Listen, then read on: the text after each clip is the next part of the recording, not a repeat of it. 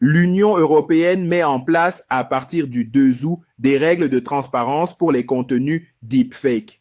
L'intention est de protéger les consommateurs, mais en pratique, la définition est si large que des images générées pour la publicité pourraient être reclassées au même titre que des fraudes, voire des manipulations malveillantes. Des acteurs du retail alertent, si beaucoup de visuels doivent être labellisés, le système perdra sa pertinence et la conformité deviendra coûteuse. La nouvelle approche européenne répartit les deepfakes en catégories. Base IA avec création assistée par modèle, contenu entièrement généré et cas d'image ou de texte modifié à partir d'un contenu existant. Le problème pour le retail tient à la seconde partie de l'équation. Beaucoup de campagnes publicitaires utilisent des rendus et mises en scène réalistes sans objectif de tromper. Pourtant, la classification se base fortement sur la nature technique de la génération, pas toujours sur l'intention.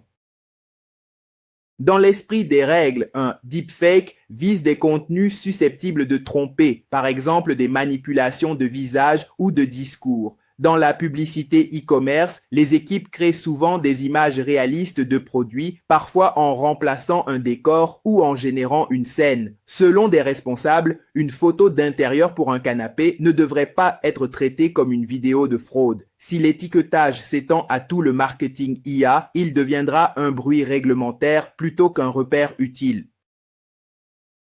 Le secteur du retail montre déjà un usage massif de la génération. Certaines plateformes indiquent que la majorité de leur contenu marketing passe désormais par des outils IA. Une entreprise explique même un basculement vers une exécution en quelques jours, du repérage d'une tendance à la mise en ligne. Si chaque visuel doit être évalué et labellisé selon des critères deepfake larges, l'avantage concurrentiel se transforme en charge de conformité. Et surtout, la communication devient hétérogène entre équipes et pays.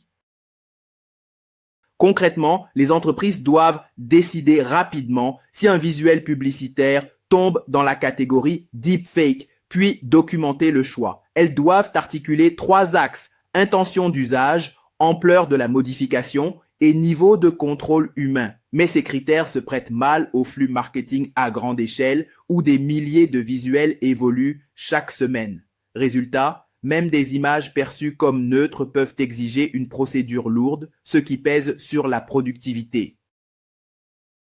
Les associations du commerce européen demandent une exemption. Quand l'image générée sert uniquement à présenter un produit sans intention de tromper, elle ne devrait pas être traitée comme un deepfake au sens le plus sensible du terme. Le vrai défi est d'éviter que la transparence réglementaire se transforme en étiquetage massif. En ciblant mieux les cas trompeurs, l'UE peut protéger les citoyens tout en laissant au retail la capacité d'innover et de publier vite.